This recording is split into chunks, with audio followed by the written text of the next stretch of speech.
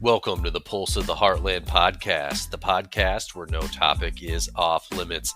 Now, welcome the boys of the Heartland, Bryant, Ryan, Clark, Joey, and Trent.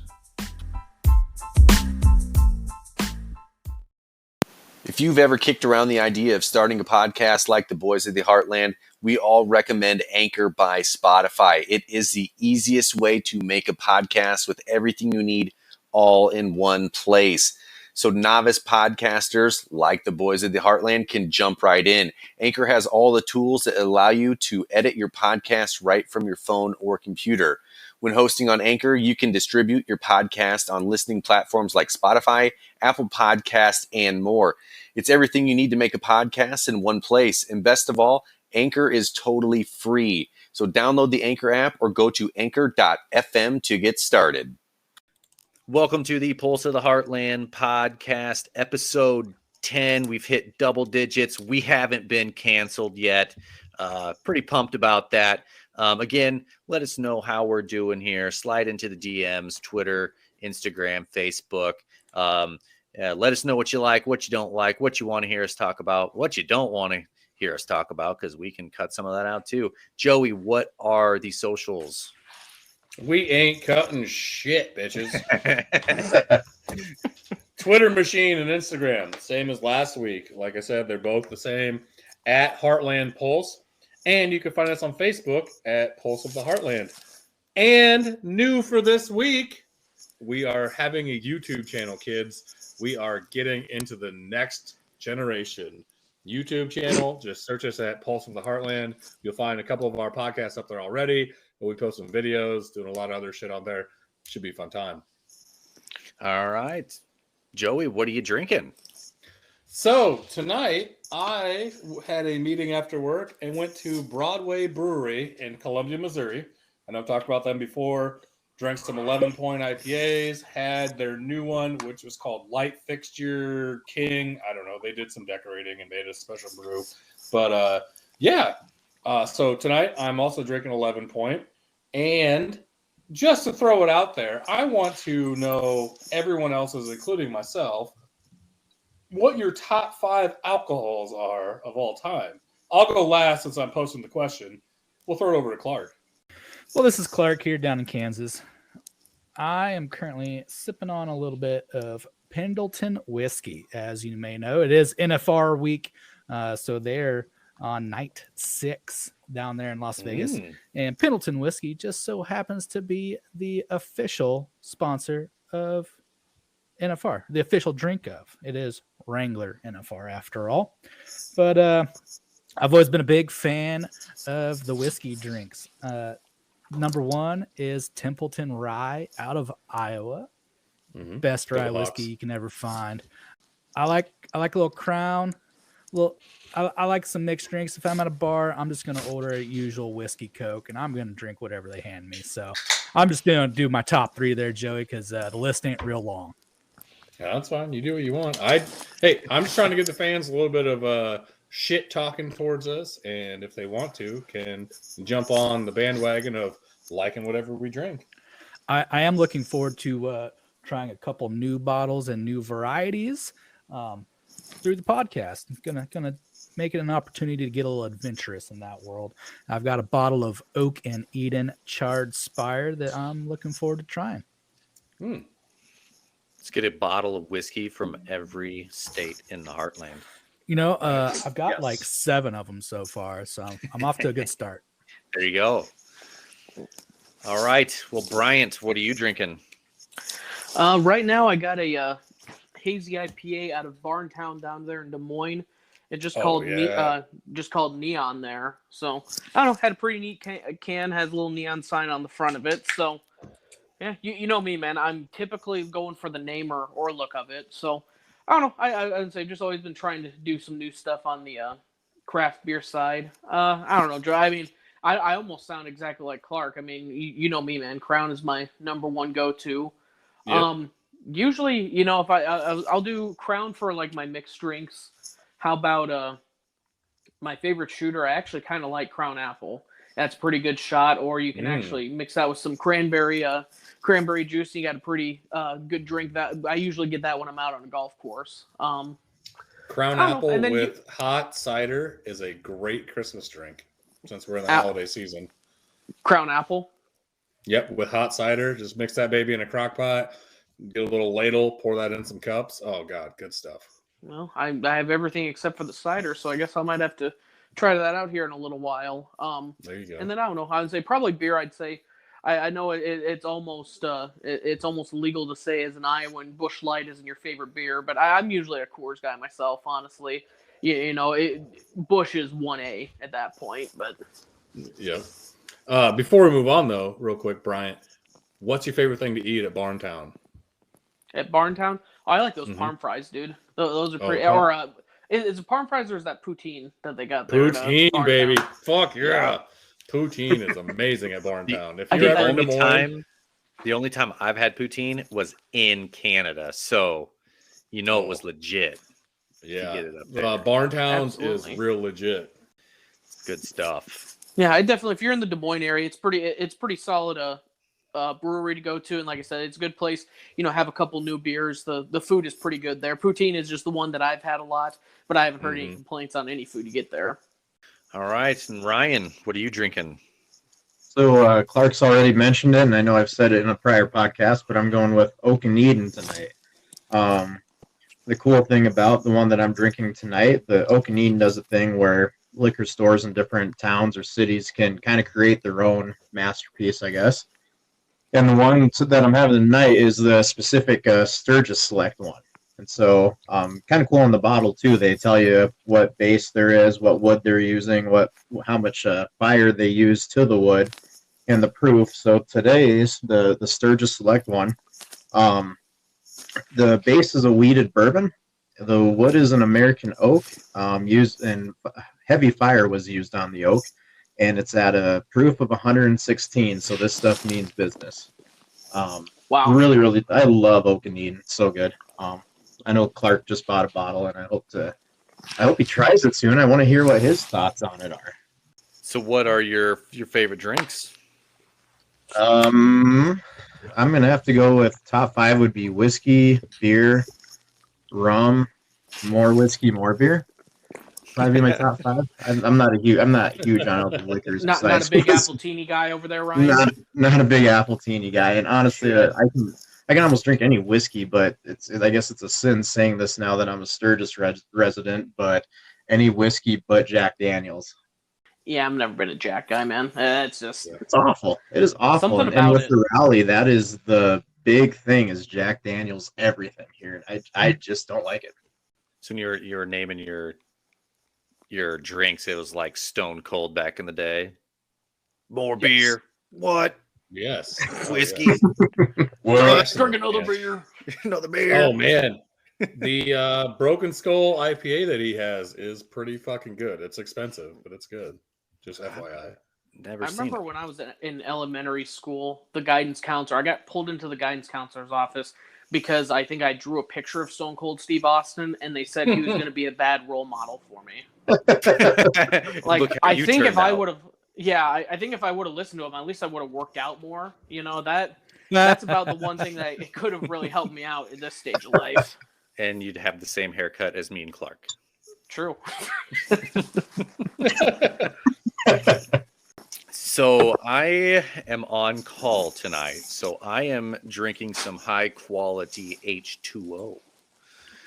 So I guess I don't have a brand, I can tell you, but I am drinking it out of a Warrior flask, which is kind of cool. I found these online, and it's just one of the jugs, like a hydro flask and stuff. But it's I think the proceeds go to military, and then you can get your rank and your name on it. So I bought it for Katrina. She was a staff sergeant, so it has her rank, and then it says Euchre on it because that was her name when she was in the Air Force. So that's my shout out, I guess, since I didn't have a shout out for a drink.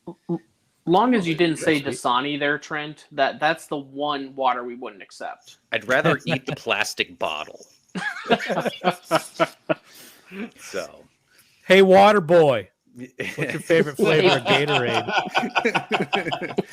Gatorade. I mean, lemon lime, you can't go wrong. So, but I guess I could tell you my favorite drinks, even though I can't drink them tonight. So, Yeah. Well, as everybody knows, Busch Light and Grain Belt, those are my go-to beers. Solid. Other than that, I like Templeton Rye. And then that's what I like to mix with stuff. If I'm going to drink it straight, I like Lagavulin. Scotch, it's really good. Hello, Ron Swanson. Yeah. And for a Bloody Mary, I like a good Bloody Mary. Ooh, so that's 5. Good call. Honorable mention, Yeg Bomb. So, Trent, are you 21 and you forgot to tell us or something? hey, don't want to hear about it, Brian. Hey, no kidding here, Brian. I went golfing with Trent and his father-in-law, James. Okay, we're playing in Brandon, and I'm at 2 under through 9 holes, and James is okay. Round of VA bombs for everyone. And my God, like it's a family thing, I guess.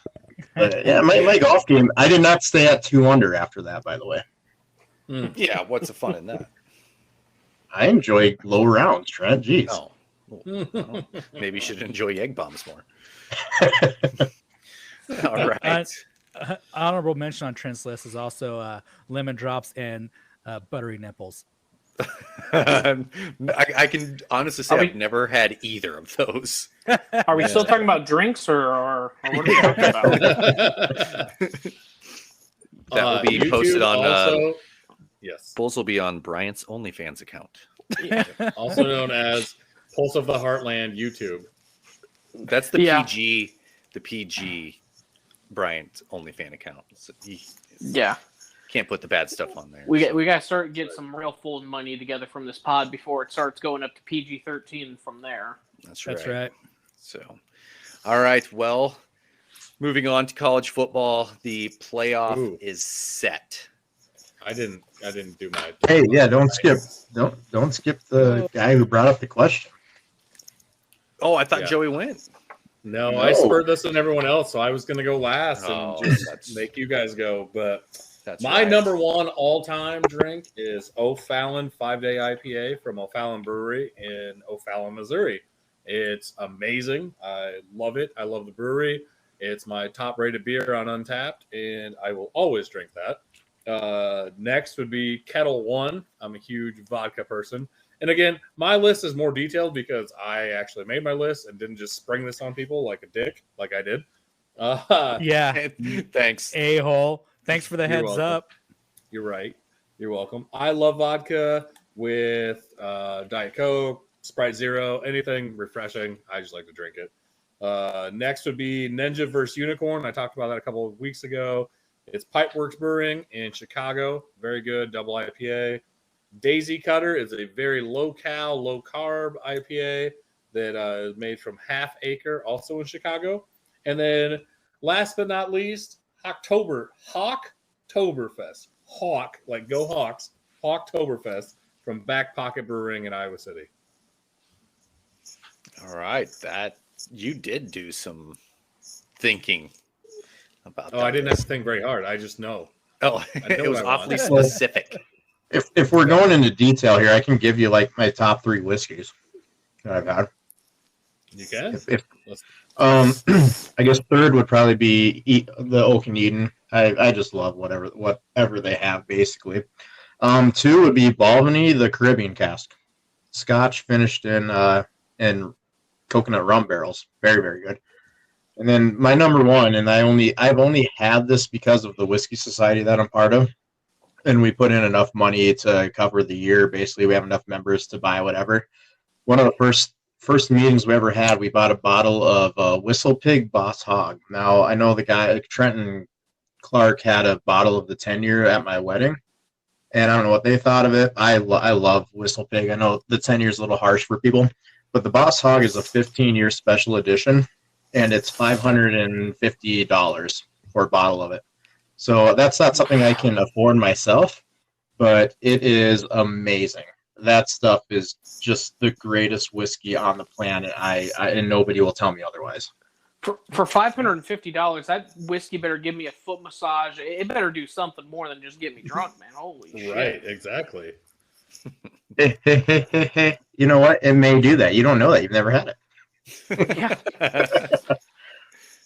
I'll buy 40 cases of Busch Light for $550, $600, and that. Holy shit! That is. Like I said, that was not a personal buy by me. Yeah, I'm pretty sure I got like at least 9 bottles of Templeton or 12 or something like that for my wedding to share that nobody drank. Anyways, that cost not even half that. So I drank my whole bottle that he gave me. Just hey, not there you that go. night.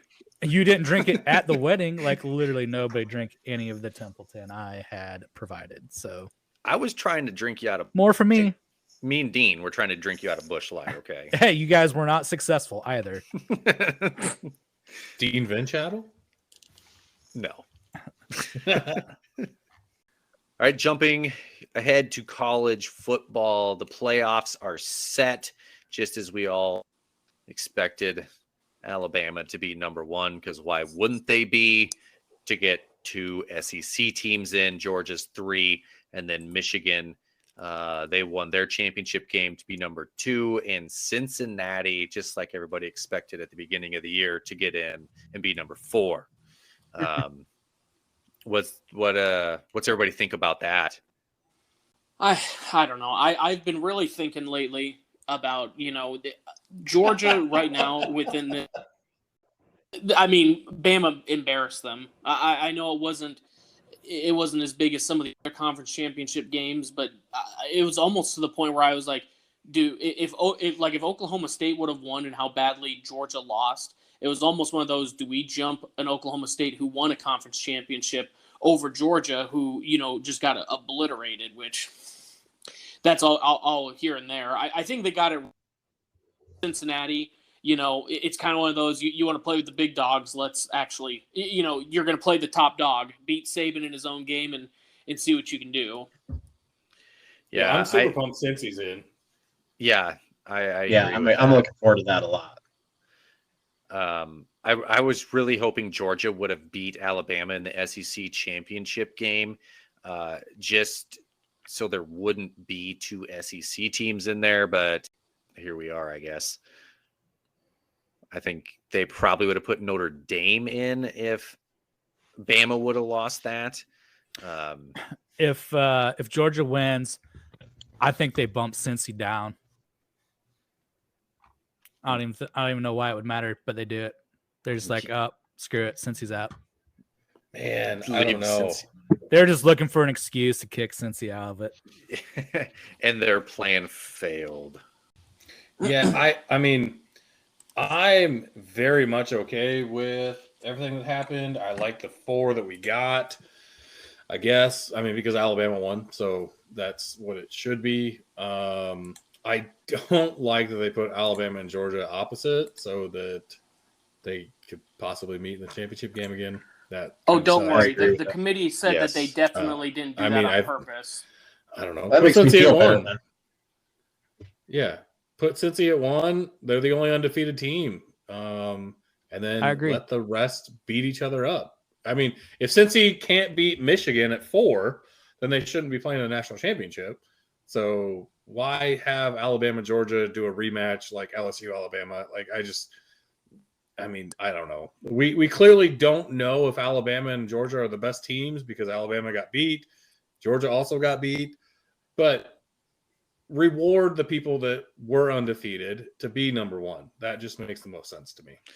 Do you think they just didn't want to put Alabama and Georgia to play again? Like their last 2 games were against each other?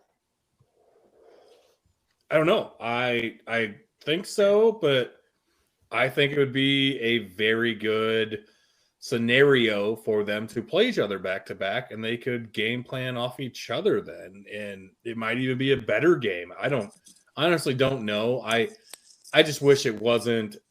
I mean, it's almost like a foregone conclusion it's going to be Alabama and Georgia in the championship game.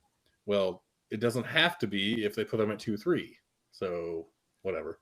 Correct. Yeah, they want an SEC team to win, Joey. I know.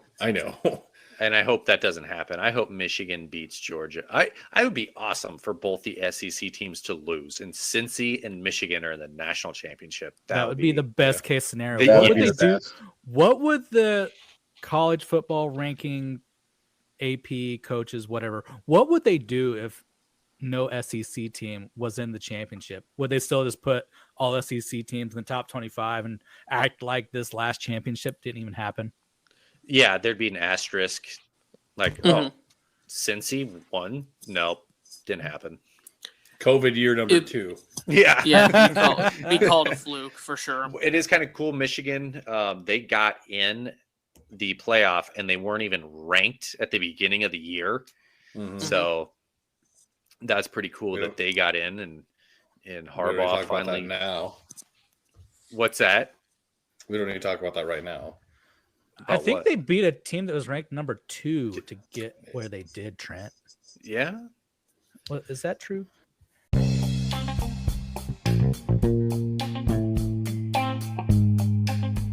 The boys from the Heartland will be right back.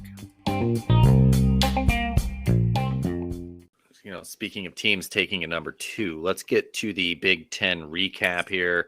They had a championship game on Saturday, and we talked about one of those teams in the college football playoff, and that's how they got there. Michigan dominates Iowa. Joey, what's your thoughts on this? Well, fortunately enough, well, first of all, I called it. I said that they were going to lose by 25 or more. I mean, I wasn't trying to be a downer Hawkeye fan. I knew that defensive line was going to just tear up everything that was going on. I watched the first drive at my Christmas party on my phone, and then from then on, I was like, this is not going to be good. So I just stopped paying attention and started drinking. And come to find out, it was 42-3, which is amazing. I'm so glad that happened. And I had so many people ask me, would you rather them lose, not get annihilated in the Big Ten championship game, and get a better bowl? Obviously fucking not. Why would I want to do that? I want Iowa to have a chance to win a Big Ten championship. Did they have a chance? I said no, they did not. And it played out that way. Iowa doesn't have an offense. God, I hope that changes. But Michigan looks really, really fucking good. Whether they can do anything in their playoff matchup they play Georgia, right? Yeah, Georgia. Correct. We will see. That defensive line is phenomenal. Aiden Hutchinson is a beast. And that the rest of the defensive line is awesome too. And that's what Bama really got to the quarterback in the SEC championship game, and kind of made Stetson, whatever his name is, Stetson Bennett, look pretty mediocre. So hopefully they can do the same thing against Georgia that Alabama did. Yeah, I watched most of the game, and Michigan scored those 2 long touchdowns in the first, 5-6 minutes of the game. And then Iowa held their own up until halftime. It was 14-3 at halftime. So their defense kept them in it, but Iowa's quarterback play, we were talking about this earlier before we got on here, but like for a team to get to their conference championship game and have that bad of quarterback play is unbelievable. Like that just says something about Iowa's defense and their special teams. Well, and the only way they would have won if the game would have been played last night in Buffalo. That's the only chance they had. Like if it was windy as shit, no one could do anything. And I'm not even sure if they would have done anything then, but it just Hey Joey, I know Petrus was their starting QB, and then they pulled him eventually for Alex Padilla. What's his future looking like? Or is he a senior? Which one? Alex Padilla. No, he was a redshirt sophomore, I believe. Okay, so yeah, he came in, I believe, the second half. I didn't see all the game, but he started. Padilla did? Didn't he? I thought Petrus did. I'm pretty sure Petrus did. Okay, maybe he did. So does Padilla have a good future for them, or is this more of a coaching thing or coordinator thing in the first place? I mean, it's very much a coordinator thing. It's nothing that will get fixed in the near future because Kirk Ferentz, before the game, was telling his players that he's coming back for 2022, plans to be there for multiple more years. And I don't care who the coordinator is there, they have to go through Kirk. I thought that Brian would maybe have more say than other people before him, and he doesn't. Everyone is the exact same under Kirk, and it doesn't help anything when he doesn't let anything happen that should happen. I don't know. Like, what I'm saying is, like, he won't let us do anything more exciting than run, and pass when you're down in, 3rd and 20, and then you have to pass, but then you still run. And then sometimes you throw on first down, throw on second down, and it's, 3rd and 10, and then you run the ball. Like, that doesn't make any sense. I don't know. I don't know what the offensive scheme is. I don't know what's going on, but it's very much a system thing. I honestly don't know how Kirk recruits, to be honest, man. Like, watching this, like, having a couple stats here, in the last 7 games, Iowa scored 9 touchdowns off of 7 total games. Yeah. I mean, how do you recruit any quarterback or star wide receiver when you're going, hey man, do you want to score 9 offensive touchdowns in the second half of a year where you should have been competing with Michigan if you had any offense? Or, hey, wide receiver, do you want to receive 480 yards throughout a whole year? I mean, Kirk he's hurting himself and the program by not allowing any change doing that, man. You gotta go to what Iowa's good at, the tight ends. How do they get such good tight ends there? But you can't do good. So this is the bad thing about this year is our offensive line. We have the Big Ten Offensive Player of the Year in Tyler Linderbaum. Like, he is so good at center, and he started as a defensive lineman. He's so fucking good. The rest of our line is not good, which is not typical Iowa. We can't protect. We can't run block. I don't know. Most of the games, I'm just flabbergasted. And especially I'm going to preface this with, I was only a high school athlete, but I still don't understand how you can't run block. I've never seen a team not get off the ball like Iowa. Like, I just don't get it. So, whatever. It is what it is. They're going to play Kentucky. They went 10-3. I'll take 10 wins. It just sucks that, like you guys were saying, we were number 2, and then we shouldn't have never been there in the first place, and then we just shit the bed for the rest of the season. Yeah, it's weird that we talk about a team like this that won 10 football games. I mean, I think that just some of that is also just the Big Ten parity, though. Like, because we were giving you some shit last week, Joey, about Iowa, not playing anyone, on the east side like Ohio State or Michigan before this. And, you can only play the people on your schedule, but, and you've seen it from your side for several years. Don't take this as, oh, man, Iowa's the only one that shit the bed. I got it in the notes. I mean, the Big Ten East, they're 8-0 in the championship game since you've had it, and they've outscored the West teams 283 to 113. So it's not like, wow, can you believe Iowa did that? It's like, I can't believe it. Just every year, Ohio State or whoever it is, they just beat the shit out of the West, and just hopefully there's some parity, dude, because it's just and it's we all know it's Ohio State is the one team that you need to beat, but I don't know. It's just insane how one side has had that much dominance throughout all these years.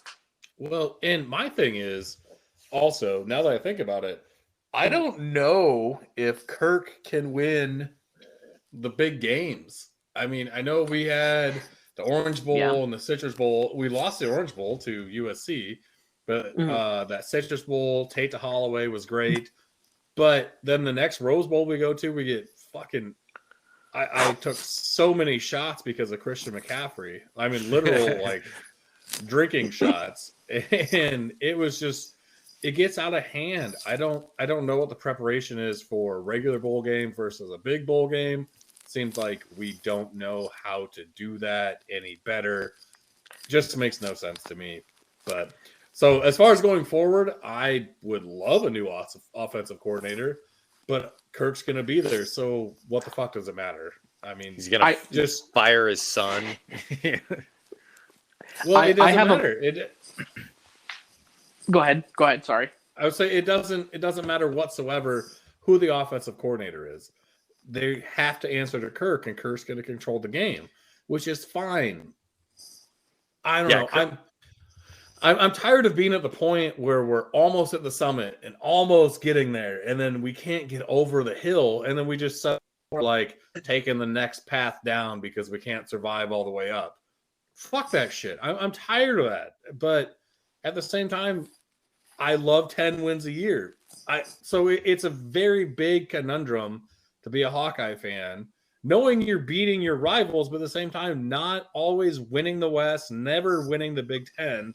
And then when you get in big bowl games, you just kind of shit the bed. So I don't know. It's tiring, and I'm going to take like 30 years off my life every single year that we talk about the Iowa Hawkeyes, because it's the same thing. That's the heart attack Hawkeyes. We just can't win a game by more than 5-10 points unless our defense gets a shit ton of turnovers, and then Kirk's like, well, whatever, just let them run whatever now because we're up by 24. I didn't mean to be here. Well, fuck that. You should mean to be there every fucking game. I think that he'd be a better coach if he were to like loosen the reins a little bit, like get an offensive coordinator in there that wants to air it out, and like he'd be okay with it. Let the offensive coordinator do that, not be like, no, you're doing what I say. Run the ball. Well, see, he has a system. He has the NFL system of I'm going to win. I'm going to win these games. I'm going to win these games, which that's fine in the NFL. That gets you to the playoffs. But when you're in college, you have to win every game. You have to take chances. You can't just sit on shit. And you can't just run the ball when Purdue's up 24-3 or whatever. Like, and they're besting you on every single fucking possession. You have to go for shit. It's so excruciatingly hard to watch some Hawkeye games. And I'm glad I didn't watch the Michigan game, because I would have just been ripping my hair out and been pissed and throwing beers and not happy. So, well, sounds like a waste of beer to me. Yeah. Like we said, at least you get to talk about your team being in your conference championship game, unlike some of us. So the Big 12 championship was Baylor and Oklahoma State. With Baylor winning, I think we all kind of thought Oklahoma State was going to win that. Not me. No, well, not Clark. It was refreshing, I thought, to see two teams that weren't Texas and Oklahoma in it. Hasn't exactly been Texas in the last few years, but it wasn't Oklahoma.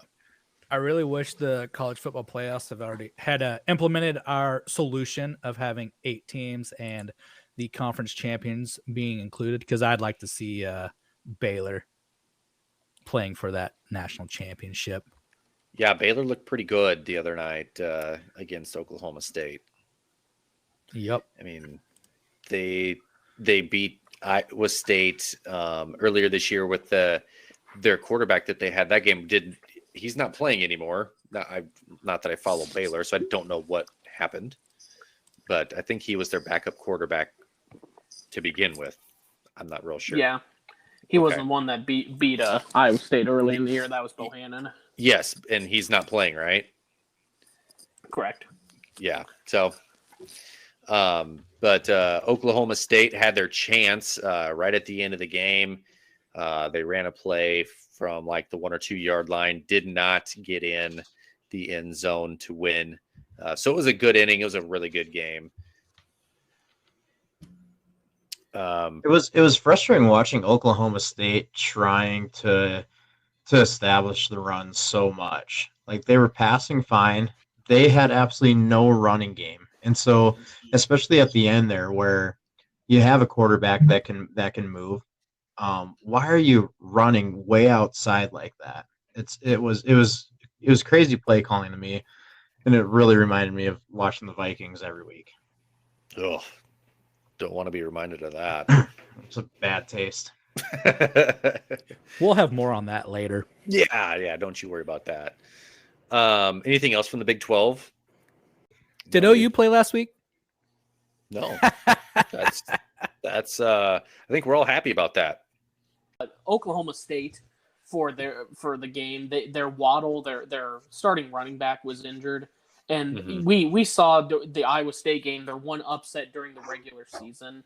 Their quarterback, I mean, he's very athletic, and that's obviously why he was able to, play us as well, or even stay in those games. But he just does not have the arm. It feels like he's a raw athlete, but he's not like a Brock Purdy, a guy who can throw the ball. They relied heavily on that runner and just enough for the passer to get by, and it showed in that game when you have a competent defense across from him. Yeah, I think the Big 12 Defensive Player of the Year was from Baylor. And yeah, I could be wrong on this, but I think he's like the only person left from his recruiting class on that team. So he stuck it out and wins the Defensive Player of the Year. Wow. So that's kind of cool. Yeah, the only thing I was going to say, other if we have anything else about the Big 12, is just kind of ironic that, a few years ago, we touched on it last week, but TCU is 3 in the prenuptial, playoff rankings, and then all of a sudden Ohio State jumps them after they win by 52 points, and the biggest thing was they had an extra data point, and TCU, they dropped them out because of that, and now that the Big 12 has that extra data point, it caused us enough of a game where our one candidate dropped out, and now, now we're missing it because of the other way around. Now we have that extra data point. Otherwise, Oklahoma State goes in, 11-1, one less data point like Notre Dame, but they only have the one loss, and maybe they jump in because they're, a conference champ without the conference championship. That was the big thing with TCU is the Big 12 doesn't have a conference championship, so we can't let them in. Yeah. Well, we're not And letting and they only anyway. They only blew out a 2-10 team, and so it didn't count either. Yeah, it was only by 52 points, but Hey, they were only 2-10 though. Yeah. And we won't go back and look who it was. And then when Alabama blows out a team by 50, oh my God, Alabama's the greatest team on the planet. It's Charleston Southern, they had no chance. All right, and speaking of Bama, they win their conference championship game. Beat Georgia 41-24. Looked pretty dominant in that game. I thought Georgia was going to remain undefeated, but yeah, I mean, here's Bama. That's again. another one.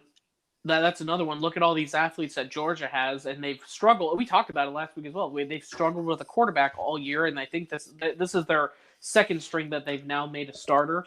And Bama had a game. They had enough film on him, and they game planned around him, and he just didn't have that star power, be able to get them, rise to the occasion. Georgia, follows a typical Georgia sports postseason, and they choke. Oh man, Joey's taking shots tonight after typical Georgia postseason. Dang. No, Wait. well, What do you mean? Because of the Falcons losing? Yeah. Yeah. 20. I mean, that's old news. yeah. No one remembers that. So All Only right. every Patriots fan and anyone that ever liked Tom Brady for anything. yeah. And us, we remember. No, it's just You're insane. Like Alabama. You're like the Crimson Tide. God. We It's try just not to be. insane how Nick Saban though, and he's always I think they broke the streak of 92 or 96 gamers are the favorite, and then when he's the underdog, he even brought it up in the press conference, telling the press, "Hey, thanks for the rat poison," really, basically pissing me and my team off.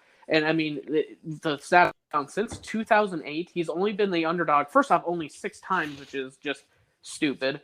But outside of those 6 times, he's won 5 of those games. I think the only one he lost was the Tim Tebow second national championship when they're in the SEC conference championship game. And wasn't he 6-0 versus the spread in those, and have won 5 outright or something like that? Probably. I mean, it's just insane, dude. He's playing on rookie mode. Every All right. year. Yeah. Every year, back to back. I never saw that HBO documentary. Now that we're talking about it, I want to. It's him and Saban and Belichick just going back and forth talking about their success and how they go about things. I think that would just be interesting to see two great minds of the game just bullshitting and basically shitting on everyone else who doesn't dominate like they do. It's not interesting. I watched it. It's not interesting. No. I mean, it's exactly what you think it is. It's two old white men that are just standing around talking about their successes and not actually drinking or anything, just like standing in a kitchen being like, remember that one game where I was, almost undefeated and then they had that catch with their helmet and shit and blah, blah, blah.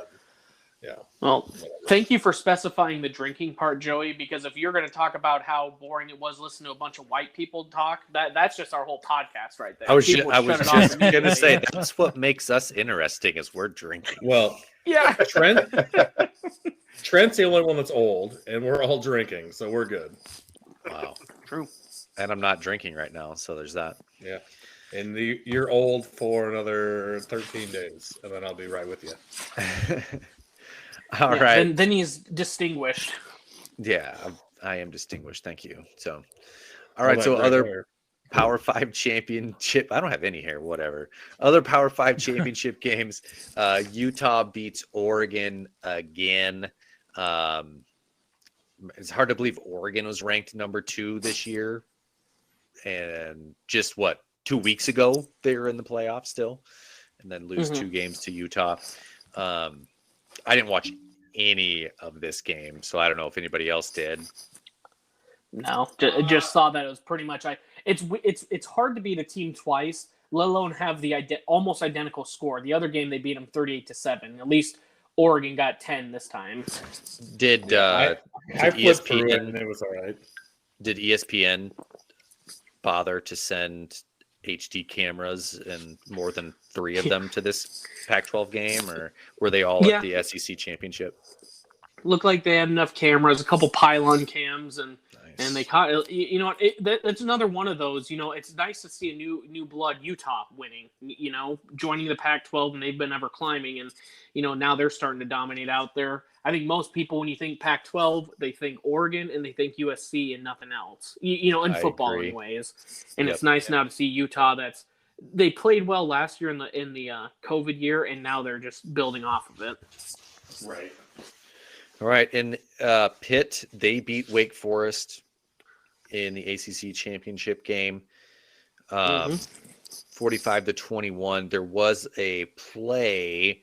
It was Pitt's quarterback, and it's interesting. I want to hear your guys' thoughts on this. He was running. 3 defenders were kind of surrounding him. He fakes like he's gonna slide, and all the defenders stop, and then he runs for a touchdown. So here's my take on that. So the rule is once you start your slide, the play's over, correct? Mm-hmm. That's starting a slide. It should be. That is starting a slide to me, because those defenders all stopped, did not hit him. So they did their part. So that play should be dead. So that's what I think. What's your guys' take on that? Yeah, for me, it's just if you don't stop it at the start of a slide, then someone's going to get fucking hurt, and that's the whole reason the rule's there. If you, they're just going to fake slide, and then someone's going to come in, and it's going to be targeting. Someone's going to get ejected because they touched the quarterback. I don't know. To me, I just agree. Get rid of the slide, and the quarterbacks can just fall to the side. That's what I mean. The defenders did exactly what they were supposed to do there. Right. So how can you let that play continue? That was my take on that. If there's ever a complaint I'll have as a Chiefs fan with Patrick Mahomes as my quarterback, is he pulls this shit as well. Is he'll run and he'll do the fake slide or do go from a sprint down to a jog to the sideline and then cut in. It's dude, that's bullshit. And next time when you get your bell rung, I'm going to be pissed, but I'm going to be more pissed because you're egging it on by saying I'm actually not. You don't know when I'm giving myself up. It's bullshit. Thank you, Bryant. This is the most level-headed I think I've ever heard you. Thank you very much. No, we need a bribery. I definitely can, but my rant was going to be on it, but I think everyone that watched it was like, haha, yeah, that's cool, and also not against my team, but also that's bullshit. And I almost think, if you pull that type of stunt, maybe even you make it a penalty, from the spot of the foul, 5, 10, 15 yards, personal foul, however they want to. But when you fake slide it, because look at that, defenders do what they're supposed to. He gets up and he runs for a touchdown. How about this? You can fake slide all you want, but the defenders get one, hit you as hard as they can, hit in there, and it's even. We got to level the playing field for the defense at some point. Mm-hmm. Well, I see that with Aaron Rodgers all the time, where he's great at moving and getting out of the pocket, and he'll go running towards out of bounds. People will let up, and then he'll just keep going straight ahead inbounds, and there's something wrong with that. And if he gets hit, it's the world's worst thing ever. So yeah, I agree. Yeah. Absolutely. So the play that starts us all, he doesn't even he kind of hesitates, leans his shoulder back. He never leaves his feet. He just has that little hesitation step, and then he decided to keep going. Why didn't a defender put their hands on him? It's not like they have to lower their head and freaking spear him. I think the defender was a good 3 steps away, so this guy's like, oh, I've got all kinds of room. Yeah, why would I go down? Since he's kind of faked that slide, if the defender touches him, I think the refs throw a penalty on him because they think that the quarterback is sliding. I think that's why they didn't do anything. The problem is you make it a penalty, and then it's a judgment call, and then it's all the freaking time. I mean, look at Iowa State in the conference championship game last year. You have a safety that hits him, and it's a split-second decision. And guess what? We get hit immediately, and I think that's where they stop, Clark, is the defense. They need to change the defensive rule as well, where if it's intentional targeting, if it's intentional, kick them out right away. But if it's kind of one of those, bang, bang, split-second hits, I think they need to change it from immediate ejection to a warning. And then maybe you have give something back to the defense a little bit, because having that type of rule where the quarterback can just make these type of split-second decisions, it's bullshit to the defense, basically. Right, There's because no level playing field. You're asking the defense to make a split-second decision on a split-second decision. So it's even harder for the defense to do anything. I agree with that. If it's a bang-bang thing and you know that it's not a safety coming over the middle, just bullet point to a receiver or a tight end, or a running back coming up, and a linebacker just goes at him. Yes, I 100% agree that it should be there should be discrepancy within that. So the game keeps getting faster and faster. It's not like we're talking about quarterbacks like Unitas and Fran Tarkenton. We're talking about super freaking fast athletes now. It's such a quick game. It's so hard to be able to pull up like that when you see someone potentially sliding. Right. So elsewhere in the conference championship games, the 2 Big 12 teams played for a conference championship in the AAC, Cincy and Houston. We kind of touched on this already, but Cincinnati won. They are heading to the playoff. Houston, it was a good game. Houston came back. Cincy was up bigger. They won by 15. They were up by more. Yeah. And Houston did come back. So very cool to see a group of 5 team make the playoffs with that conclusion of that game. One thing as well, and I know a lot of it is going to be Cincinnati being the playoffs. I don't really have much to say about the actual game. I think everyone expected Cincy to obviously win, but it's interesting to see, the viewership of that game, how people are starting to respect and look at these group of 5 teams more. I mean, going through the, conference championship games, I think it's kind of expected. Surprise, the SEC, they had the highest viewership this year, this Saturday. And then the Big Ten had the, second most, and top 2 leagues right now, unfortunately, in college football. And then, Big 12, again, everyone said Texas and Oklahoma were leaving was going to be the death of the Big 12. And right now we have the 3rd most viewers in a conference championship game. We had over double of what the Pac-12 did, which, I mean, that's not really saying much. But then it goes Pac-12. It actually goes AAC, so the American Conference of Cincinnati, and then ACC. So you have going to the Big 12 that are outdrawing the ACC. And everyone, I guess this is, if you're going to go on my Bry rant here, The Big 12, I think everyone expects there's going to be a lot more parity, but I think it's going to be a lot more fun. I think it's going to be one of these leagues where literally it's not the Oklahoma winning 50 conference championships in 100 years or something. You might have a Baylor this year, Oklahoma State, Iowa State, Cincinnati, BYU. You have so many teams and matchups now. I think it's going to bring in a lot more viewership than stale old. No one watches an Oklahoma Texas Tech game because guess what? Is Oklahoma going to win by 50 or 40? No need to watch that game. Now it's just going to be a lot more interesting. And elsewhere in the Heartland, Illinois. So Northern Illinois beats Kent. They were winless last year in the MAC, and now they go to win the championship. So that's pretty cool to see them do that.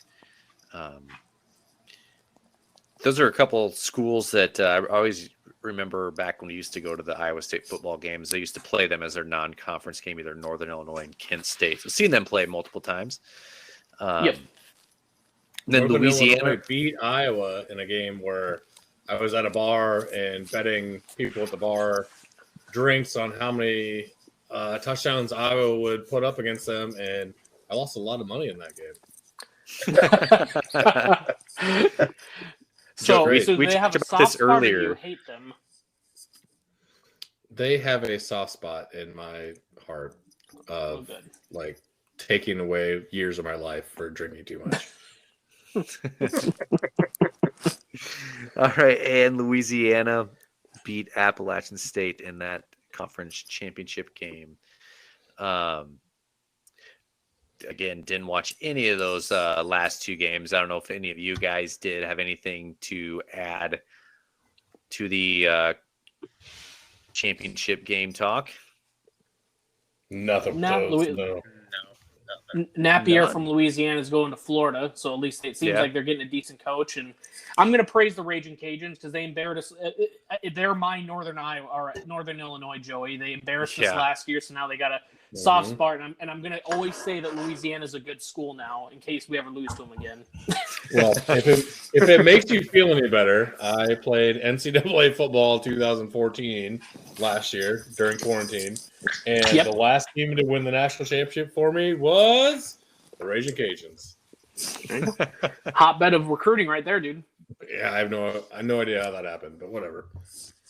And Bryant mentioned the coach going to Florida. Some big news in the last week.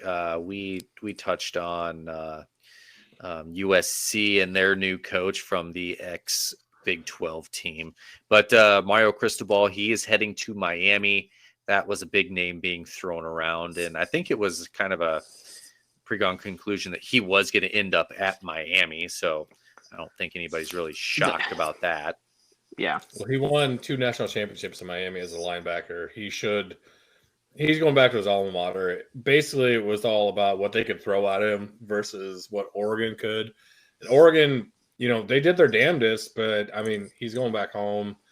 Yep. It is what it is. I just hope that he takes his offensive line coach. I don't know if you know anything about Oregon's offensive line coach. Does anybody? No. Bueller. Oh. Bueller. Go ahead. So, Go ahead, buddy.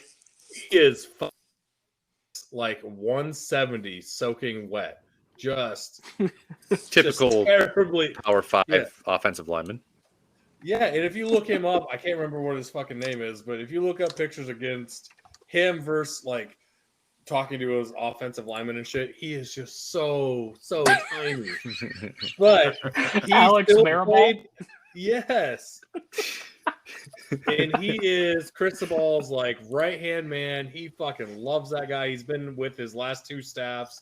Like, that dude is just, oh man, it's comedy watching him yell. Like, I watched him when Oregon played Ohio State this year get into Simon's face, and the guy wasn't listening. He grabs it. He like had to jump to grab mask and pulled it down to his level. And I thought he was going to break the dude's back. And I'm like, what the fuck's going on? But man, for the viewers, check out our Twitter at Heartland Pulse. And all I'm going to do is put a photo of it because that is pretty hysterical, Joey.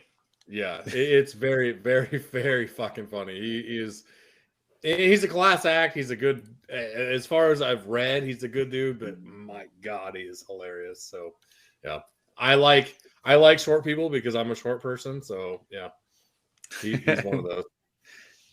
So he's going back to his alma mater, and so is Brent Venables heading to Oklahoma. He comes from Clemson. He was our defensive coordinator. So they got their guy. I think I saw a video of his plane landing in Norman, and it's like 10:30 at night, and there's like hundreds of people out cheering as the plane lands. So I take it they're happy with that pick. What do you think was more? Do you think there's more people waiting for him at the airport, or do you think they played Boomer Sooner more by the band? Because holy shit, if you've ever been to a game in Norman, Oh man, someone takes a shit or someone gets a first down and they play Boomer Sooner again. that's a good point. But I would say Boomer Sooner is played more. It's very annoying. You know who I kind of wanted to see go to Miami, though? I know Cristobal makes the most football stints, but just in a whole fantasy point of view Lane here, Kiffin. The Rock. I wanted The Rock just to do something more. He's an amazing actor. He raps now. I guarantee Miami would go 9-3 at least with him. What Maybe team a they gonna conference do? championship appearance. Would you rather be president or Miami football head coach? Which do you want? That's it, Miami football coach. You live in Miami and you're not the president. Yeah, that was my thought process too. It could have been like minor league ballers on HBO. I would, if it was me, I'd become the coach of Miami football, and then I would also bring in Oregon's O-line coach, just so I am 5'9". I'm not 5'8 3/4. I'm 5'9". I'm a man. I'd bring that offensive line coach with me, so I'd look even taller. Dude, but Cristobal is not a slouch in the weight room. Like that dude's jacked too. Yeah, exactly. He looks even better with that guy next to him. What's his name? Right. Where is it? Alex Maribel. Alex Maribel. Yeah. I was just looking at the picture. This is basically Nate for Ted Lasso. Yes, very much. I couldn't have described it better myself. Yeah, good stuff. All right, so some teams around the Heartland are making it to bowl games. We haven't touched on any of Ryan's teams yet. So let's talk about LSU first. They are heading to the Texas Bowl versus Kansas State, Big 12 school. LSU is a 2.5-point favorite. Do you like that matchup, Ryan? Yeah, LSU is going to kill him. All right. Who's the coach for LSU? I feel good. Brian Kelly. Is he going to coach though? He's not going to coach. I haven't heard, but I don't know. He's been there. It's not coaching for Notre Dame. I don't see why he wouldn't be there at least. He's adapting well. He's got that very nice Southern accent already. My family. We're talking about family here. I don't. No disrespect to K-State, because I truly like K-State and the people that are around there. That's not a popular opinion with Brian, but as much garbage as I give Max Johnson, LSU their schedule is so much harder than what K-State has to do, and I don't think K-State really has a chance. I hope I'm wrong. I hope it's a really good game, but I just don't see it being that good of a game. I think with Coach O not in there, that's the one advantage Kansas State has. Is they have consistent coaching, and they know where the leadership is throughout this whole time, rather than waiting for Brian and who's coaching them during the bowl game and all that other crap. From what I read, everyone really respects Brian Kelly, so it's going to be great. Good for them, dude. Where are these articles you're finding? Because that's not what I've been seeing. Science fiction I like to read. We're going to need sources. I'm really worried about Brian Kelly not bringing any of his staff with him from Notre Dame. So, that tells you something there. That really tells you something there. But I mean, if you think about it, Marcus Freeman came from Cincinnati last year.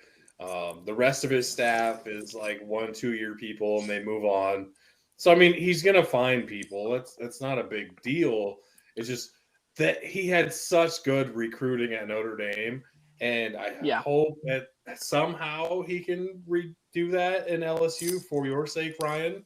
But and the crazy, you look at the videos. I know I text this to you guys, but you look at the videos of Brian Kelly giving his first speech in meeting with LSU players, and they're just sitting there looking like, what do we do?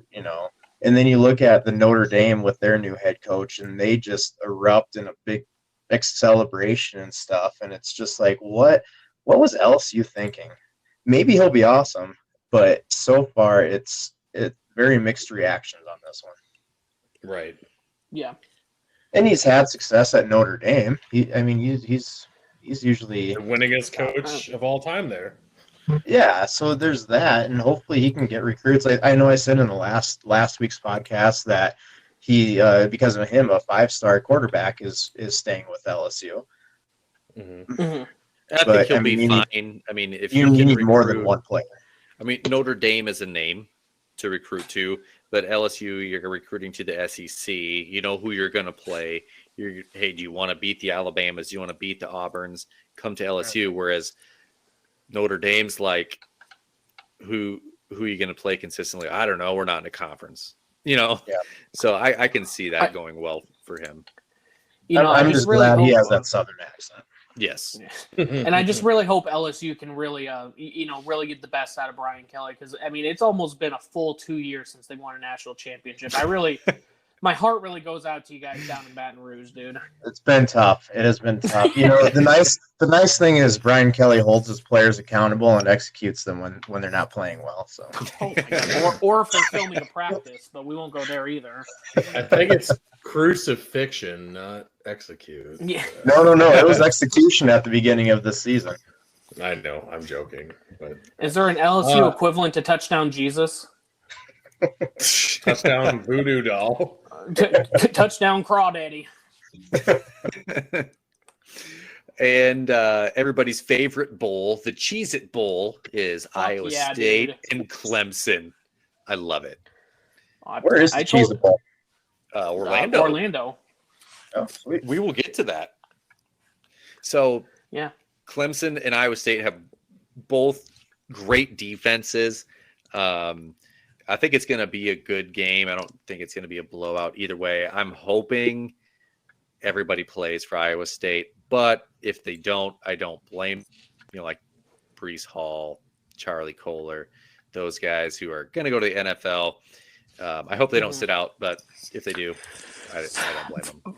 From what I've been thinking this time, and I've listened to a couple like Cyclone Fanatic and a couple podcasts, realistically, I kind of hope Breece Hall sits out. I just want him to have a successful NFL career at this point. He's given us enough. I want him to play well, and I think our backups can actually, carry the workload, as well. But I think Kohler, Purdy, and all these guys that they think that might sit out, I think right now they can only improve their draft stock if they get some national film and play well versus a Clemson. Yes. See, I think the same thing for Breece. I think he needs to get on that upper echelon, and I think he needs to have a good bowl game. Yeah. So what do you say, I hope he plays. Who has Iowa State been hiding behind Breece Hall? Because they've had just back-to-back great running backs. Jarrell Brock. Yeah, he's a current backup, but before this we had David Montgomery. So, I mean, and then even before that, if you want to go just to Matt Campbell, he had Kareem Hunt at Akron before this. So, I mean, Toledo. He's had a pedigree. We're running back you. I'm just going to announce it right now to the world. Yeah, no one that can beat Iowa, though, so. Well, it doesn't matter. I said we're running back you, didn't I? I'm sorry that you're focused on your Super Bowl, Joey, and not winning a conference championship. We're focused on the Cheez-It Bowl, okay? Right. And Iowa, they're going to play Kentucky in the Citrus Bowl. Iowa is currently a 1.5 point favorite over Kentucky. Joey. How are they a favorite over anybody at this point? Apparently, they don't think Kentucky can score 6 points. Well, they think Kentucky's worse than Nebraska and obviously worse than Michigan, but most teams are. I don't know. mean- I'm super excited they're in a bowl. Don't get me wrong. And it's on New Year's Day. Give me that. But fuck, man. I am really down on this team. I have a whole month to get ready for it. So wrestling will get me back into being a Hawkeye fan. So Iowa State and Iowa both play in a bowl game in Orlando within 2 days of each other. So if anybody from Orlando that owns a bar is listening, just go buy all the Busch Light. All of it. Yeah. All of the Busch Light. Orlando bars are going to profit so well on this because Iowa State travels well for their bowls and Iowa travels even better for their bowls. So there's going to be a ton of Iowa and Iowa State fans in Orlando over the 4 or 5 days. And there's always stories of Iowa State fans drinking whole bars out of alcohol when they go to bowl games. So could be quite profitable for them. Yeah, I agree. 1,000%. The one interest and the reason why, again, I absolutely love college football is, I mean, these last 2 games, Clemson, Iowa State, and Iowa, Kentucky, both of those teams, there's never been a matchup before. They've never played in the 1950s. This is the first time ever. I mean, that's where I just, and same thing with all college, I guess, basketball and stuff, but having these, first time matchups, and especially with I'm going to talk about Iowa State just a little bit more, getting on the national stage where we're finally getting to play the Notre Dame, Oregon's, Clemson's of the world. And even Iowa, you're continuing your success and you are playing against these SEC schools, and getting some exposure to these teams. I don't know. I just absolutely love bowl season and seeing these new matchups, never in your wildest dreams thinking of, Clemson having their connections with Iowa State in that defense, with which Stoops is it at Kentucky? Does anyone know? It's Mark. Mark Stoops, who played at Iowa, having those just little fun connections there. Yeah, so this weekend, Army versus Navy. This is one of my favorite football games to watch. I love watching the Army-Navy game. It's always a low-scoring game. They both like to run the ball. Navy, they lead the all-time series 61-53, 7 ties. There won't be a tie this year because they have the stupid overtime rules. Game day is always there. I believe they're going to be there this week, but you get to hear Lee Corso tell his same 6 stories about when he coached there every year. So hey, don't knock on Corso, man. We don't know how much we got left of the guy. Come on. Anybody else have anything to add to that game? No, I don't know when the last time I actually watched this game. Really? It's kind of free weekend for me. So I watch it every have you year. always not supported the troops? Yes.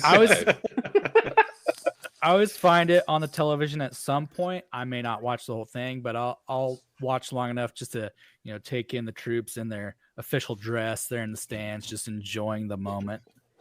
Is anyone going to risk betting the over under? When you're playing Big 12 back in the day, and even some Big 10 teams or wherever it is where there's no defense, sometimes they're getting up to like 48-50. The over under on this game is 35.5. Does anyone even dare take the over on that? No, I would never. What do you think the score is going to be, Trent? It's going to be like 10-17. 10-17. Okay. All right. That's I'm gonna 27. So I'm going to be bold and say it goes over, by dude. 8. You're going over. Okay. That's bold. Yeah, I'll go over. All right. And then the Heisman, the candidates were announced. Of course, you got to have an Alabama player on there. So their quarterback, Bryce Young, is on there. Pitt's cheater quarterback who fake slide, he's on there. Kenny Pickett.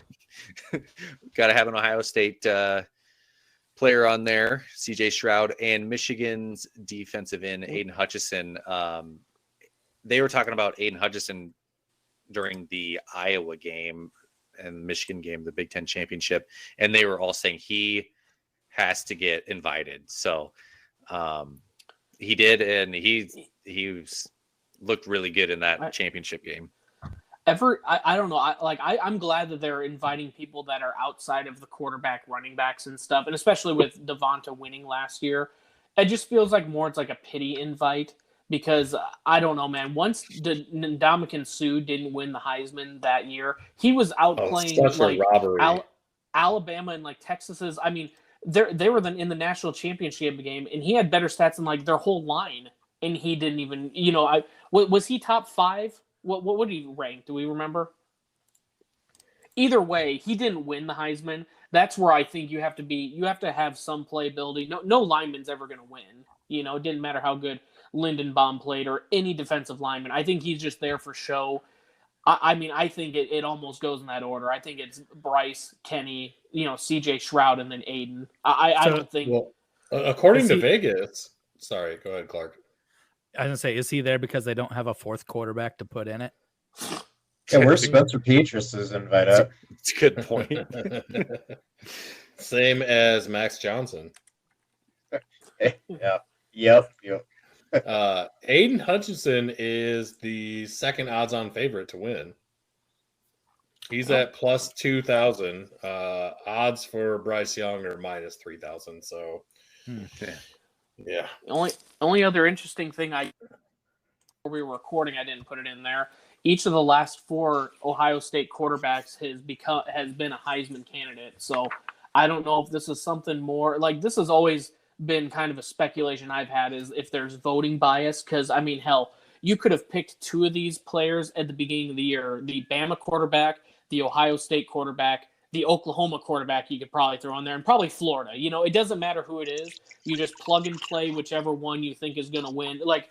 I think Matt Corral, who was getting some hype at the beginning of the year, maybe he was in there, but otherwise, I mean, you could have had 2 of these guys at the beginning of the year, and thankfully, you had Pickett and Hutchinson, make some noise and at least get in there in the conversation. Yeah, I would have liked to seen Desmond Ridder get in there, just because Cincinnati's 12-0, they made the playoffs.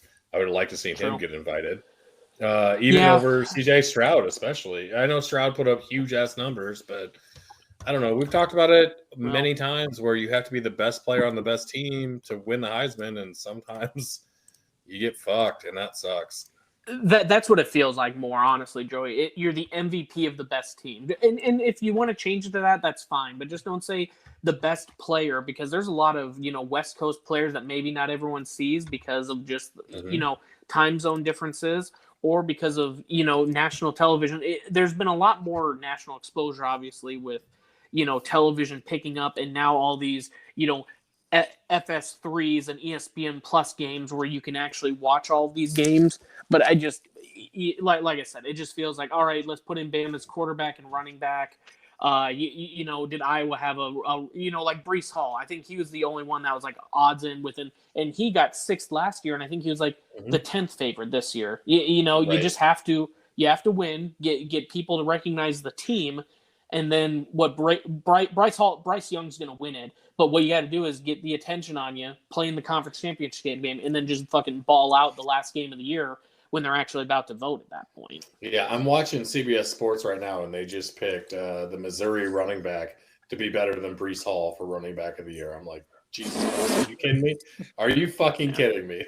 It's not even Kenneth Walker from Michigan State, who had an amazing year, which is the only one I can think of that could even rival Breece Hall.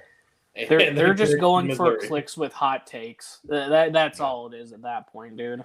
That or some of their analysts maybe from the Show Me State there. True. Could be.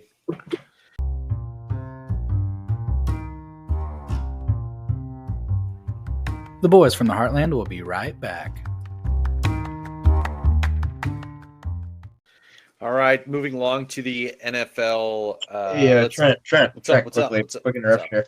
I just saw not long ago, earlier tonight, that Sports Illustrated named the Hail Mary from the University of South Dakota as the play of the year. Really? Yes. So let's go Yotes. I brought it up. Yes. Yeah. Go Yotes. USD Yotes. Shout out. First covered by this podcast. That's right. Breaking You news. won't get this kind of material from ESPN, guys. You will from Sports Illustrated, but not from ESPN. That's right. Yeah, exactly. who watches ESPN anymore anyway? So, all right. Nerds, that's who. Yeah, they listen on Pulse of the. No free All right. ads. Yeah, no.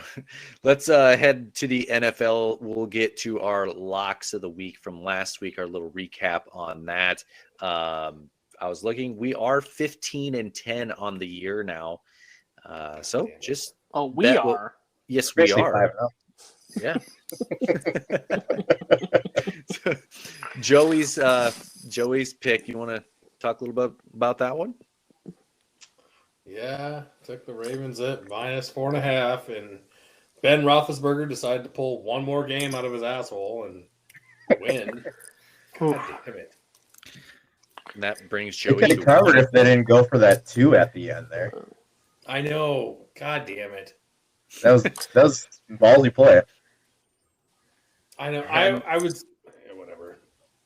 It would have covered anyway. So This has been the most depressing podcast for Joey to record, I feel like.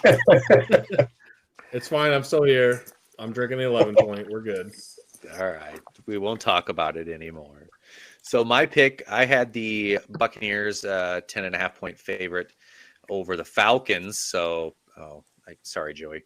I lost a bet. Yeah, so we won't talk about that. So Surprise. Yeah, the Buccaneers Hey, won. I paid my shit. I was just Joey pays his debts.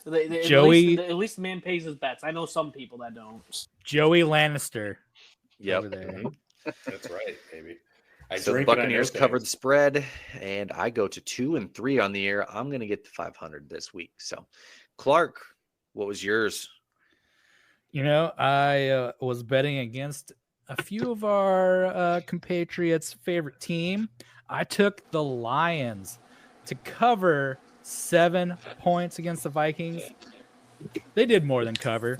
They got their first win and beat the Vikings. Called it.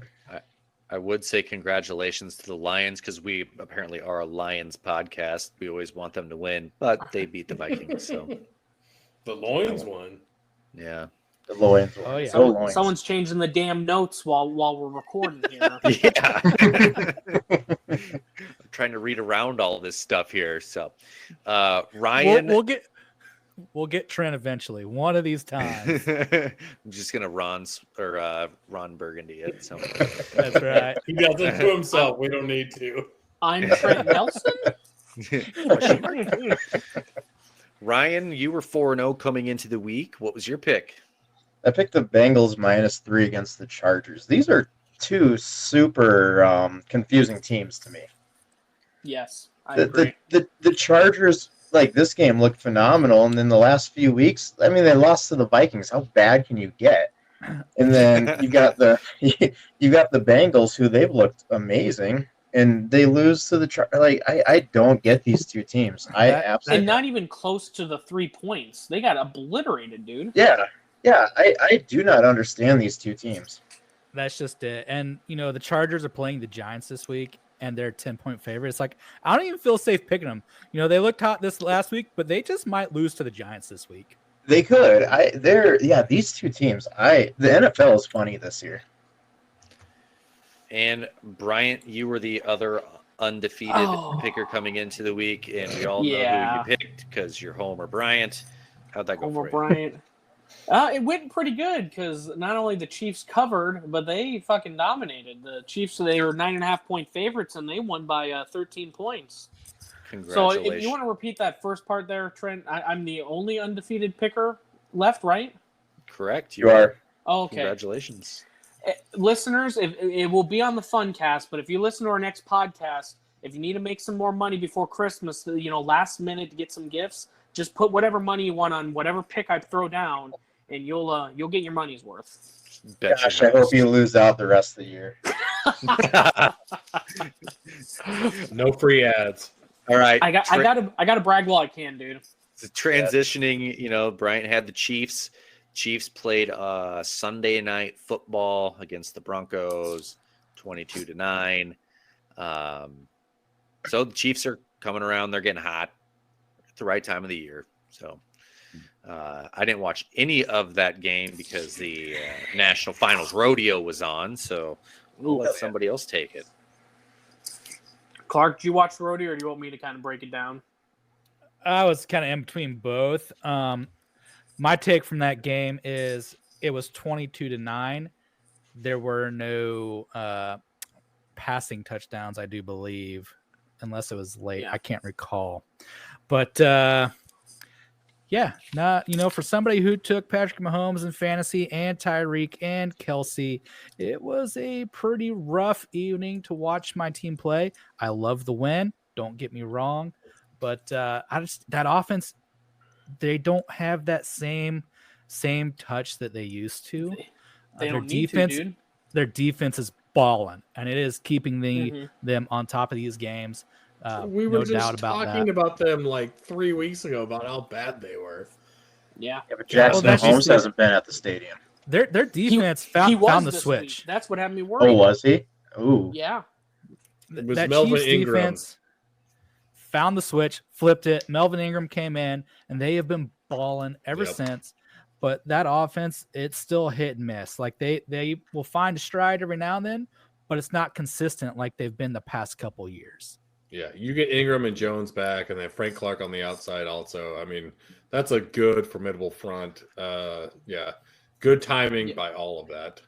Yeah, that's the crazy thing is all of these changes, like you said, the acquisitions and free agency.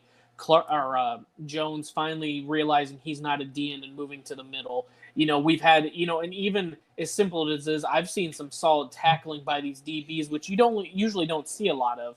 That Bolton at linebacker and the DB Gay.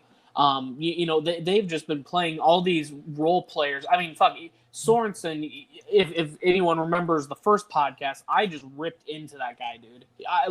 I almost despised him, cut him from the team, and now look at where he is. He has the pick 6 this week because he has the conditional role. He isn't the 100% starter, 100% snaps. He's playing when, I don't know if it's nickel or dime or however they play him, but he's not the starting safety. He takes the step back role, and he can jump in and be that solid player when you need him to, but you don't have him playing 100%. He's not that guy. He is definitely not that guy. I agree. All right. Anything else to add to the Chiefs' victory? Andy Reid's done 20-3 after a bye week, so that's a pretty solid bet every time. And then I would say just the only other note I had on there was now that you got 4 teams that are all tied at 8-4. There's a lot of tough teams. I think I sent you guys the screenshot. The AFC has 13 teams that have, between 8 to 6 wins. So they're all together like that. But we have 4 teams that are tied at 8-4 at the top, and it's going to be interesting because Pats right now they're the 1 seed, and they seem to be the team to beat right now. They're just unstoppable. Man, they last night was such a you're going to learn nothing from this game, but you're going to learn that the Pats can always win in any condition type of game. And holy fuck, that game was so boring, but it was so good. It was such an Iowa Hawkeye game. So I hope they have a prop bet in the Army Navy game on if either one of those schools will pass more than Mac Jones on Monday. Oh, good call. All I have to say about the game is it was the best 2-hour nap I've had in a while. So, yeah, the game went really fast because there was no incomplete passes. They didn't stop the clock. It was just run. I got some good Call of Duty in during that game. I watched the video. So if we're going to go from talking about a victory to talking about a loss here. The Vikings, they lost to the Lions. Congratulations, Lions. You got your first win of the year. That was just a terrible game. So I didn't watch the whole thing because I had it on. We were putting up our Christmas tree, doing that kind of stuff. And it was super windy here in South Dakota. And it knocked our power out for like 12 seconds. And I was like, I'm not even going to turn it back on. Didn't want to see it. That's a sign. Yeah. Trent, that's just because you're a loving family man. You're like, you know what? I'm going to cherish this time with my family, and I'm okay with what happens in the Vikings game, right? Yeah, that's exactly it. I picked up on it. I knew it, dude. Yeah. Did you watch that, Ryan? Yeah. Do you have anything to add before I go on my little rant? No, go ahead. It's not going to be what you think. I'm over that game. So Yeah, I think the writing on the wall that this is the end of the Zimmer era. I don't see how he returns after the season. I don't see how he returns after week 6, to be honest with you, of this season. But I've complained about the play calling, and that's not going to change the rest of the season. It is what it is. We have to do. We're gonna watch the next 4 or 5 games that are left in the season, 6 games or whatever it is, and it's gonna be the same thing. Just now, it's getting to the point of our play calling is so predictable and bad that that Adam Thielen got injured on a wide receiver bubble screen pass. Got a high ankle sprain just because we're so predictable on that. I don't know how we can do that. It's mind blowing to me that we can continue to do the same thing week in, week out. That's so predictable that me, an amateur on the couch, can watch the TV and predict what's happening next. And now one of our star wide receivers is injured because of it. That's just ridiculous. Yep. But yeah, I think the Zimmer era is over. Thank you. It's too bad we have a very, very talented team this year, and it's going to complete waste. One thing that I saw today, the Vikings have allowed 101 points in the final 2 minutes of any half this season. Holy shit! How many? 101 in the final 2 minutes of any half, and we go into prevent defense, which. Let's allow 20-yard plays easily. Let's let them go down the field and hope we can stop them inside the 10 or something. That just happens every game. If you go ahead. I'm sorry, dude. The record was set with in the last 20 seasons of 107 points in a season. That was set by the 2020 Minnesota Vikings. So we have a little bit of a pattern going on these last 2 seasons. We're such one-uppers. Oh, my gosh. Brian, what were you going to say? If you can repeat that, I'm sorry, just not to bring it up, but 101 points in the final 2 minutes of a half, correct? Of any half. So you've only allowed 305 points. One third of your points are in the final 2 minutes of every of the halves. Otherwise, you're playing solid up until those points. Well, and that's the thing is Jared Goff. He's an okay quarterback. I don't have anything bad to say about him. When we actually pressured him, he was 1 for 8. The last second touchdown that they got was 3 men rushing and 8 people in the backfield. Why are we not rushing the guy who's 1 for 8 when he's getting pressured? I get it. You want to protect the end zone. But why? Why are you not giving him any pressure? Just let him have all day to throw it. And he was doing pretty well at that for the most part throughout the day when he had time. The thing that was very, very I'm done with the team itself. The thing that was very disappointing is, this whole season I've been kind of Zimmer needs to go. And I don't want people to lose their jobs. I don't want the guy at McDonald's who messed up my order to get fired. He's living paycheck to paycheck. Zimmer's going to be okay if he gets fired. He's making more money than any of us will ever see. People are threatening his 5-month-old granddaughter. Threatening his 5-month-old granddaughter because he lost a game that has no actual effect on me. I'm going to wake up in the morning and go to work. I'm going to come home, hang out with my wife, and guess what? The Vikings losing on Sunday, not going to affect my life at all. And there are people, Vikings fans, and I swore to the group that I was never going to say anything about a fan, but this is my fan base, so I'm comfortable with it. This is his 5-month-old granddaughter that people are threatening because he lost a football game. People need to grow up on this crap. I agree. I agree. A lot of it's just obviously I don't get people that just reach that you can have, but let it ruin their whole week or their life because their favorite team lost. It's a game. Yeah. We're talking about 32 teams with 53 players. We're talking a very small minority of the world that can actually make this league and make money to have an impact on their own lives. and we're sending out threats to the coach's daughter and granddaughter. Are you kidding me? Be better. Yeah, I agree with you there. That's terrible. Yeah. So that's my little serious rant, I guess. Like I said, that's my own fan base, so I feel comfortable doing that. But yeah, the Vikings. I don't see how they can make the playoffs. They have to win out for sure. And you've got the Bears twice. You've got Pittsburgh this Thursday, which I don't think they should be tough games. But you've still got Green Bay one game. I think we've got the Rams another game. So not the easiest path there. They probably need to win out and need some help. Washington's looking good right now. Yeah. Yeah, they're looking incredible, dude. Yeah. All right. Any other news from around the Heartland in the NFL? I know we haven't hit on the Falcons yet, Joey, but yeah, we did. We're good. We hit enough on them. Okay. To protect Joey, the Falcons aren't Heartland, so we'll just go on to the next team, right, Joey? That's fine. All right. Just fine. I'm going through the teams. I mean, Colts dominated. Yeah. Cardinals beat the Bears. We talked about the Bengals a little bit. I'm not really seeing the Cardinals are Heartland, and the fucking Falcons are. The Bears. I'm sorry. The Cardinals beat the Bears. Cardinals beat the Bears. So. Bears are Heartland. No, I'm not really seeing anything yet. It's interesting now.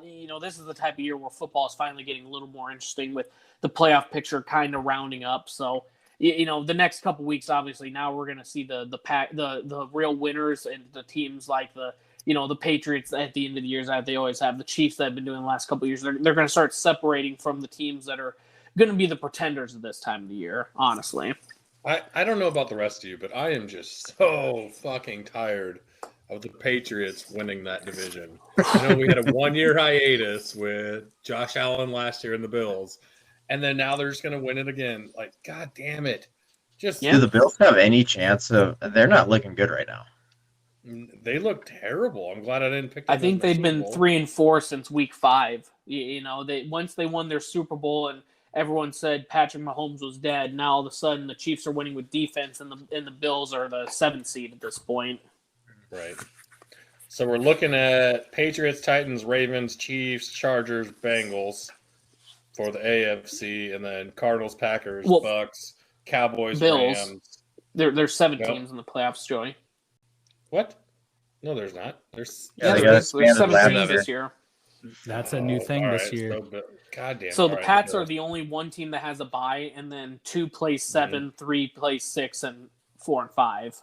God damn it. Thank you. I'm glad we had this podcast so that I knew what was going on. Yeah, no problem, dude. What are you doing, Dart? Jesus, man. Anything anybody else needs to get off their chest about the NFL recap here? No. Only fun fact that I had from the NFL, now that we're talking about the Patriots, you always think of Tom Brady when you do that. Tom Brady is the last player that's still active in sports that was drafted by the Montreal Expos. He was drafted in the 18th round in 1995. He's the only active athlete still. Did you say 1855 or 1955? 18th round, 1995, bud. And he's also the only one who's going to be around in 2055. So yeah. All right, well, let's wrap this thing up and put a bow on it. Everybody, thank you for listening to the Pulse of the Heartland podcast. Again, let us know what you want to hear or don't want to hear. Let us know how we're doing, what we can do to improve. Let us know on the socials. And what are those socials, Joey? So we got at Heartland Pulse is the Twitter and Instagram. And then on Facebook, look us up at Pulse of the Heartland. Same thing with YouTube. Pulse of the Heartland. We'll be there. We'll be putting videos up. Let's do this shit. All right. And keep your eye out for the fun cast. Should be coming out here in a couple days. Lego. Appreciate you.